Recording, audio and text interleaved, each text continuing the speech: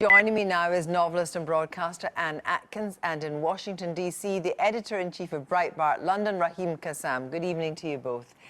First of all, Anne Atkins, the Osborne Brookes went through a terrifying ordeal, and they were put through that by Henry Vincent and one other.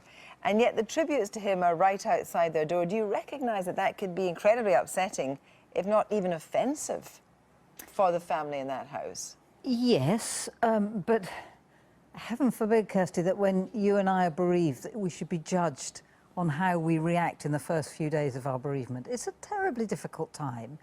And what kind of person do you have to be to tear down a teddy from children who've lost their daddy, who say, "Daddy, I love you," to my daddy? I mean, you know, come on. Well, OK, of course their father should not have been burgling houses. Of course we all know that. But it's not the children's fault, is it?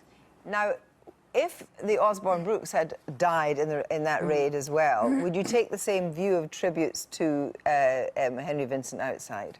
I think when you've lost your daddy, you are allowed to leave a teddy and some flowers and some balloons at the place where he died. Raheem Kassam, is that your view, that actually for a child, losing a father, incredibly traumatic, and actually if it helps them with the acknowledgement of what has happened, to leave flowers outside the house that he burgled, what is the harm in that? Well, I think there is harm. There is harm in several aspects of this. I think, you know, when you look at it, you look and you see the word offence that you used in the sort of introduction to this. I don't think we should be judging these things on terms of offence caused, or rather offence taken by anyone. You look at the public polling on this, 82% say it should not be allowed to happen. But again, I don't think that is how we should be judging something like this.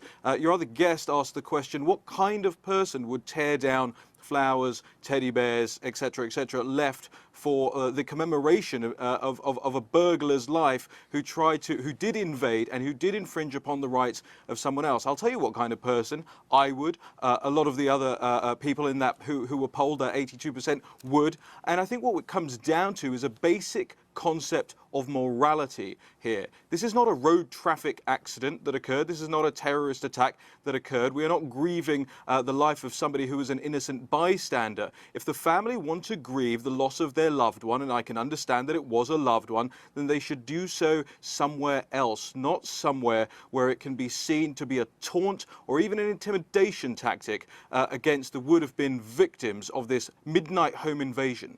And indeed, the Osborne brothers have not returned home yet. Now, we don't know whether it's because they're too scared to return home, but they certainly haven't returned home, a home to which they were, they were attached for decades. Sure, and if there is a case of intimidation, that's a totally separate matter, and that should not be allowed. And it's not allowed. It is against the law to intimidate people, and you know. But that isn't that isn't part of leaving flowers. You know, leaving flowers at the place where somebody has died is not an act of intimidation, normally. It's not how it's normally interpreted. Interestingly enough, by pure coincidence, my daughter and son-in-law lived 2 or 3 streets away from where this happened.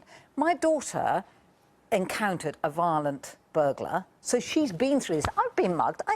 It's a scary thing to happen, but it is not nearly as traumatic. It's not even the same league as growing up without your father. Now, whatever the rights and wrongs of this... There was violence done to the husband. You know, nobody's condoning that. Well, no, actually, hang on. The burglars had a screwdriver. It could very seriously have... You know, the intent was not just to knock on the door and say, could I have a couple of quid? That's as may be. But the family has still, the children have still been deprived of their father. They've got to grow up for the next 20 years without their father. That is a terrible thing. Well, for goodness sake, a few flowers. But if the children feel that that is the place where they want to remember their father, the place where he fell, that is a legitimate desire, is it not? Well, I think it's a legitimate desire, but we don't all act on our desires. We take into account other people's considerations. We live in a community. We don't live in isolation trying to fulfill all of our most basic desires. I might be controversial in saying this as well, but the bereavement of a father who may have taught their children criminality is something that we need to assess as well. Perhaps these children would be better off not having a criminal father around teaching them the tools of the trade. And for the police, police to try to be enforcing the fact that these people can lay flowers out there. I think it is I think it's the policing of immorality here. I think it's the enforcement of immorality, the enforcement of depravity, and the enforcement of criminality. Well, let's see how this. To say that these children are better off without their father is a You don't know. You don't know. Do you know them? Thing to say. Thank Do you you both very know much. them? Thank you both very much, Naeem and Faye. We'll have to end it there. That's just about it for tonight. But before we go, on Sunday. You didn't frankly have the balls to put country before party.